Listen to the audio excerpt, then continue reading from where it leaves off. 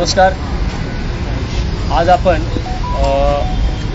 अभिनव शाळा जी आंबेगाव रोडवरती आहे, टेंडर रेसिडेन्सी, लोटस रेसिडेन्सी आणि मोक्षांगण या 3 सोसायट्यांमधल्या या सर्व महिला भगिनी आहेत.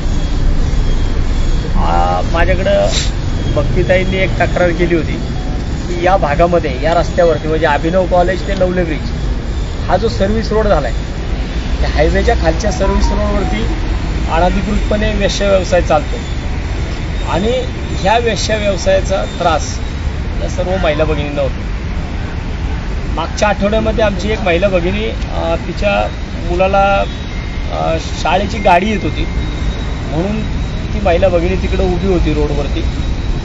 तर ह्या रोडवरती एवढा मोठ्या प्रमाणात वेश्या व्यवसाय चालतोय की एका नालायकाने त्या आमच्या ताईला सुद्धा तिकडं छेडलं.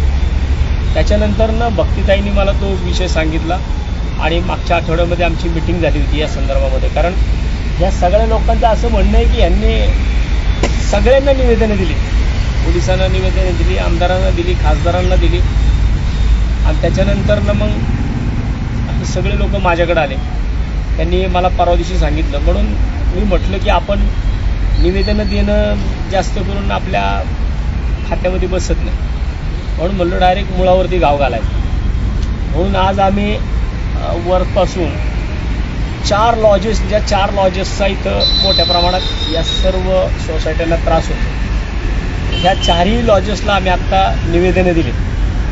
त्या निवेदनांमध्ये आम्ही स्पष्टपणे उल्लेख केला आहे की आपल्या या रस्त्यावरती जो वेश्या व्यवसाय चालतो, अनधिकृत वेश्या व्यवसाय चालतो, जो की रस्त्यावरती इकडं महिला उभ्या राहतात, त्यांचे एजंट्स लोक इकडे फिरत असतात आणि त्यांच्यापासून आमच्या ज्या सगळ्या महिला आहेत इकडच्या या सोसायट्यांमधल्या, यांना सगळ्यांना त्रास होतो की ह्या सगळ्या तोंड बांधून इकडं असतात. त्यामुळे कोण कसे काय कुणाला कळत नाही आणि त्याच्यानंतर मग एखादा रस्त्याने फिरणारा दारुड्या असतो, तो सगळ्यांकडेच बघण्याच्या नजरा त्याच होतात. आणि आज त्याच्याकरता आमच्या सगळ्या भगिनी रस्त्यावरती उतरल्यात. त्यांच्यासोबत आज मी सुद्धा या ठिकाणी आलो आहे. 4ही लॉजेसला आम्ही इकडे आता पत्र दिली.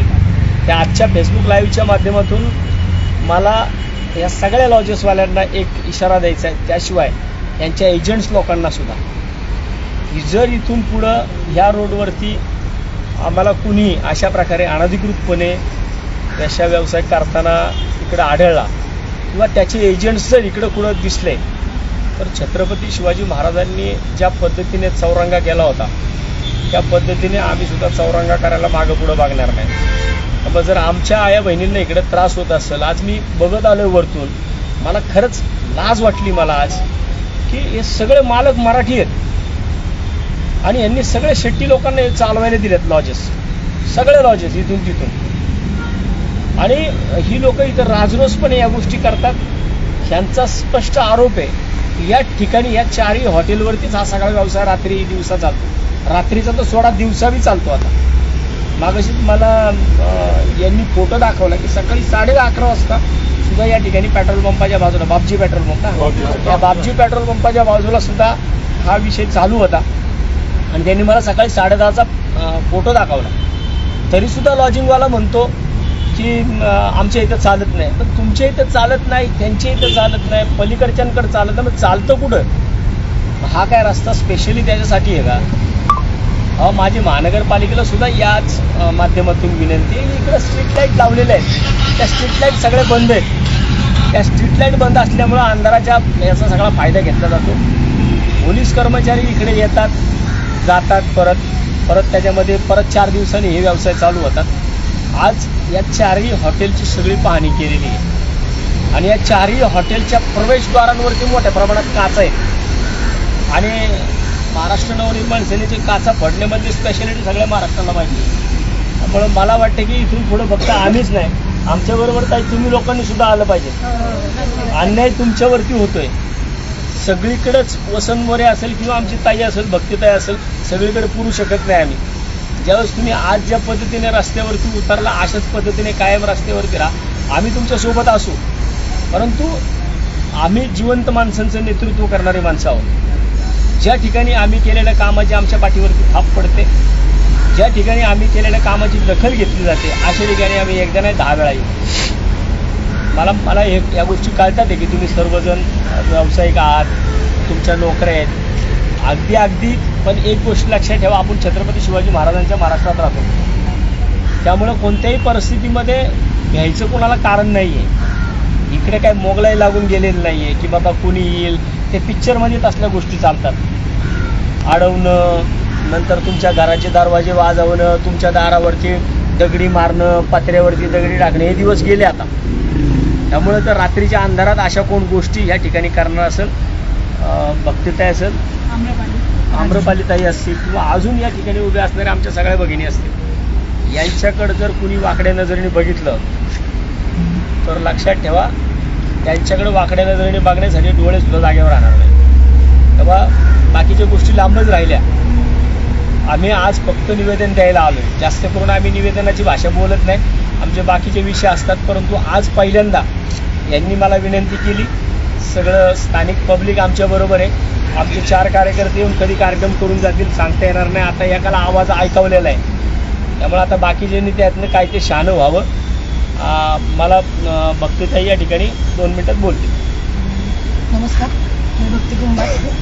खरं तर मला सांगायचं असं की इथे पक्ष महत्त्वाचा नाही आहे, माणुसकी महत्त्वाची आहे, न्याय मिळणं महत्त्वाचं आहे. बरेच वर्ष झाली तात्या की इथं वर्षानुवर्ष ह्या गोष्टी चालल्यात, पण ह्यांना कुठे न्याय मिळत नव्हता. तर मला इथल्या लोकांनी सगळ्यांनी म्हणजे विनंती केली की आम्हाला कुठेतरी न्याय मिळाला पाहिजे. म्हणून मग मी तात्यांकडे गेले, तात्यांना हा विषय सांगितला. तात्यात धन्यवाद की तुम्ही दखल घेतली या गोष्टींची, त्याबद्दल खूप खूप धन्यवाद. आणि मी सगळ्यांना शब्द देते की आम्ही कायम तुमच्यासोबत आहोत. कधीही कुठल्याही रात्री आम्हाला शब्द हाक मारा, एक माणुसकी म्हणून आम्ही तो सगळे तुमच्यासोबत कायम आहोत. बऱ्याच वर्षापासून आम्ही हा विषय सगळीकडे मांडतोय. बऱ्याच पोलीस स्टेशनमध्ये आम्ही तक्रारी दिल्या आहेत, पण कुठंच दखल घेतली जात नाही. दखल घेतली तरी ती फक्त 4 दिवसांसाठीच घेतली जाते. आता आम्ही 15-15, 20-20 वर्षांचं होम लोन काढून इथे घरं घेतलेली आहेत. पण हा जर त्रास आम्हाला इथे होत असेल तर आम्ही कुठं जायचं. पण मला खरंच तात्यांचं कौतुक करावंसं वाटतं इथे की ते आज आमच्यासाठी इथे आलेले आहेत, त्यांचा वेळात वेळ काढून, आणि त्यांचा पाठिंबा आज आम्हाला मिळालेला आहे. इथून पुढे पण त्यांचा असाच पाठिंबा आम्हाला मिळेल ही अपेक्षा करते. निवासियांच्या वतीने सगळ्यांच्या वतीने तात्यांना थँक्यू म्हणते, कारण आत्तापर्यंत आम्ही 4 वर्ष झाले या प्रॉब्लेममध्ये फसलेलो आहे आणि एकही व्यक्ती अशी राहिलेली नाही. आमदार, खासदार, पोलीस प्रशासन म्हणा किंवा महिला आयोग म्हणा, सगळीकडे आम्ही जाऊन दारं वाजून आलेलो आहे. त्याच्यापुढे फक्त 8 दिवसापुरतं ते समस्या थांबली, पण ती काय पूर्णपणे समस्या थांबली नाही. आतापर्यंत लॉजिंग वरती कुठला पक्ष आला होता का? आलेला नाही. ही पहिली वेळ आहे की आम्ही तात्यांबरोबर प्रत्येक लॉजवरती जाऊन लेटर त्यांच्या वतीने दिलेलं आहे. आता ह्याच्या पुढेही त्यांचं सहकार्य राहील आणि आमचा हा प्रश्न कायम सुटेल अशी मी आशा करते. आणि सर्वांच्या वतीने तात्या तुम्हाला धन्यवाद. नमस्कार. सर्वप्रथम मी तात्यांचं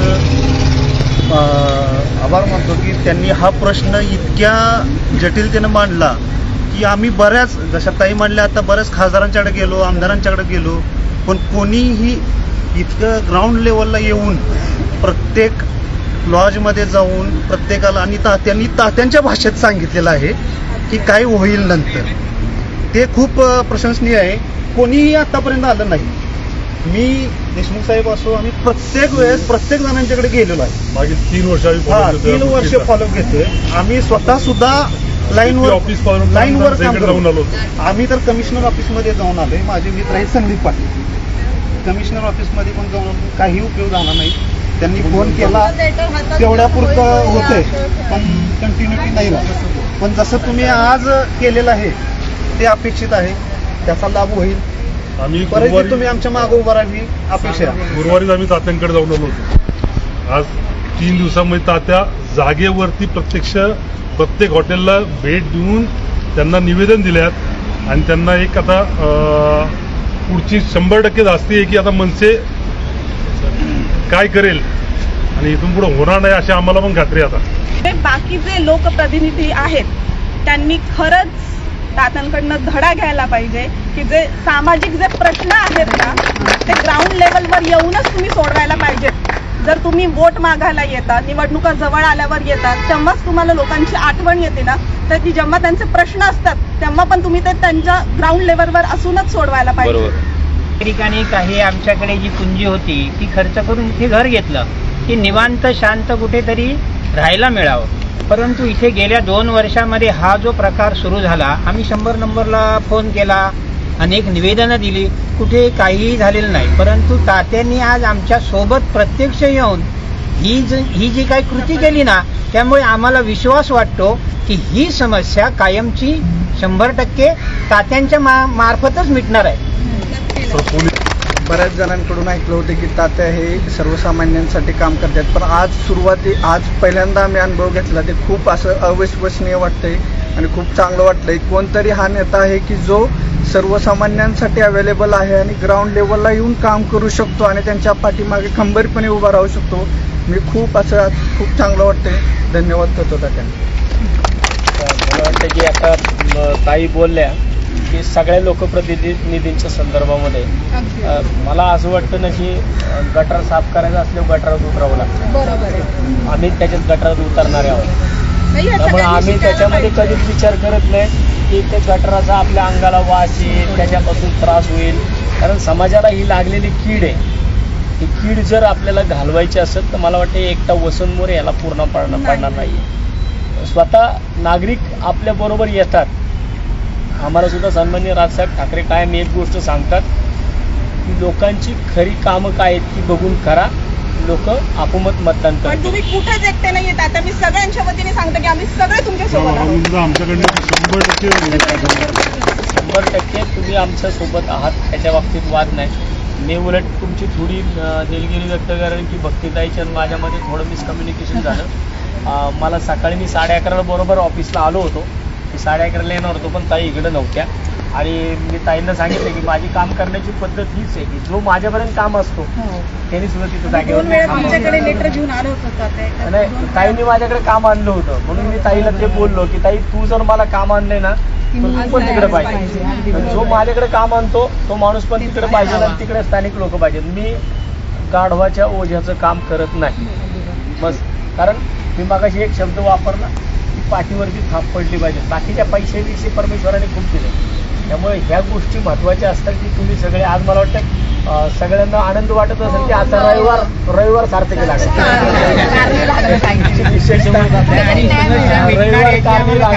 त्याबद्दल मनापासून सगळ्यांचे मी आभार मानतो की तुम्ही सर्वजण.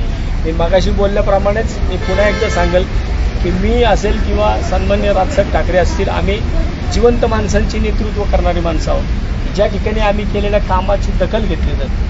आता इथून पुढं मी डे टू डे इकडे नसेल, परंतु तुमच्या प्रत्येकाच्या अंगात कुठेतरी वसंत मोरे आला पाहिजे. मगाशी मी तुम्हाला काय सांगितलं की एखादं कधी म्हणतात बघा ते भूत पिशाची बाधा होती आणि ती बाधा झाल्यानंतर ना एखाद्या कुठंतरी गुरुवाकडं कुठंतरी एखाद्या देव बघणाऱ्याकडे घेऊन नेलं जातं आणि तिकडं नेल्यानंतर ना तो काय करतो, छडी असते त्याच्या हातात आणि तो चाबूक असतो. मला वाटतं तो चाबूक तुमच्या हातामध्ये कुठेतरी आला पाहिजे प्रत्येकाने. आम्ही 100% तुम्ही अर्ध्या रात्रीला कधी मला फोन करा की या भागामध्ये असेल, मी असेल तर मी 100% नसेल तर माझं सैन्य तेवढं सक्षम आहे. मी कुठलाही एखादा माणूस पाठवला. आणि आता मला वाटत नाही की यांना काय बाकीच्या औषधाची गरज पडत, कारण आपण त्यांच्या सगळ्या काचा पण पाहून चाललेलो आहे. त्यामुळं जर नेक्स्ट टाईम माझी या 4ही लॉजेसच्या जागा मालकांना, चालवणाऱ्यांना नाही, जागा मालकांना माझी विनंती असेल की तुम्ही मराठी आहात, त्या बाबांनो लक्षात ठेवा. सध्या खर्च खूप होतो आणि तुम्ही लय काचा आहेत, तुमच्या बऱ्याच काचा आहेत. 4ही हॉटेलला चांगल्या काचा आहेत, तुम्ही फार शो करून घेतलेला आहे. त्यामुळं मग माझ्यावरती आत्तापर्यंत 11 गुन्हे दाखल आहेत. 12वा गुन्हा 4 आहे. मी एक हॉटेल फोडून थांबणार नाही. वरपासून सुरुवात करत खालपर्यंत सगळे फोडून टाकणार आणि त्याच्यामध्ये मग कुणाचं काही नुकसान होईल, मग कुणात दम आहे त्यांनी मग माझ्या नावाची कंप्लेंट करावी. त्याच्यानंतर काय होईल ते सगळे परिणाम तुम्ही तुमचे बघा, कारण हे सगळं इलिगल आहे. वरपासून खालपर्यंत सगळं अनधिकृत आहे तुमचं. मग अनधिकृत विषयामध्ये अनधिकृत विषय करणार, आमच्या इथल्या नागरिकांना त्रास होणार, आमच्या महिला भगिनीकडे कोणतरी वाकड्या नजरेने बघणार. मग अशाच्या बाबतीमध्ये मला वाटतं की ह्या जागा मालकांनी त्या गोष्टी लक्षात घ्याव्यात. ह्या महिला भगिनींच्या जागेवरती तुम्ही तुमच्या आया बहिणी बघा. तुमच्या घरातली एखादी महिला जर रोडवरती उभी असेल आणि तिला एखाद्याने येऊन रेट विचारलं तर कसं होईल तुम्हाला? मग आपण सुद्धा ह्यांच्यामध्ये आपली आई आपली बहीण पाहावी जी आम्ही पाहतो. तुम्ही सुद्धा प्रत्येकाने ह्या गोष्टी लक्षात ठेवाव्यात आणि इथून पुढं कोणत्याही परिस्थितीमध्ये ह्या भागातल्या लॉजेसमध्ये जे विषय चालतात हे आजपासून बंद झाले पाहिजेत.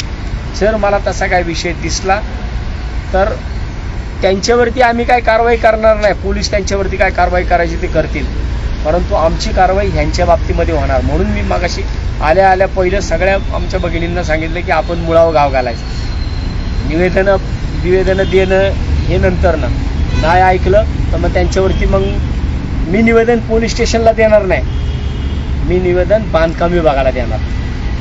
आणि तिथून पुढं मग महानगरपालिकेचा अतिक्रमण विभाग इथे येऊन काय कारवाई करेल.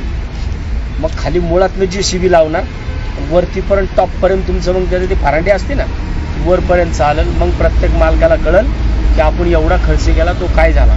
तेव्हा मग आपल्याकडे होणारा अनधिकृत वेश्या व्यवसाय बंद करायचा का आपले लॉजिंग पाडून घ्यायचे हे तुम्ही ठरवा. एवढंच आजच्या या लाईव्हच्या निमित्ताने सांगतो. मी मनापासून मला येण्यासाठी थोडाफार उशीर झाला, कारण मी एका कार्यक्रमामध्ये होतो. आमच्या एका मित्राची आई एक्सपायर झाली, तिथं 13व्याचा कार्यक्रम होता, मी तिकडे गेलो, त्याच्यामुळं मला तिकडं थांबावं लागलं. पण मी आज इकडं आलो. मला वाटतं की आमचा कार्यक्रम थोडा लेट आहे, पण थेट त्यामुळं आपण लेट झाला पण थेट कार्यक्रम केलेला आहे. जे काही त्यांना निवेदन द्यायची दिलीत, जी भाषा कळते ती भाषेमध्ये सांगितलंय. नंतरनं तुम्हाला कुणाला यायची गरज पडणार नाही. बाकीचे फक्त आम्हाला व्हिडिओज काढा. ज्या याच्या समोर आपण कुणी प्रत्येकाकडे मोबाईल आहेत, प्रत्येकाचे अँड्रॉइड आहेत. मला वाटतं की असा कुठलाही प्रकार त्या हॉटेलच्या समोर चाललेला दिसला की तुम्ही तुमचा मोबाईल बाहेर काढला पाहिजे. तुमच्या मोबाईलमध्ये शूटिंग करा. माझा नंबर भक्तीताईकडे पण आहे, मला व्हॉट्सअप करा आणि त्याच्यानंतर संध्याकाळी मग तुमच्या व्हॉट्सअपवरती व्हिडिओ बघा. ठीक आहे.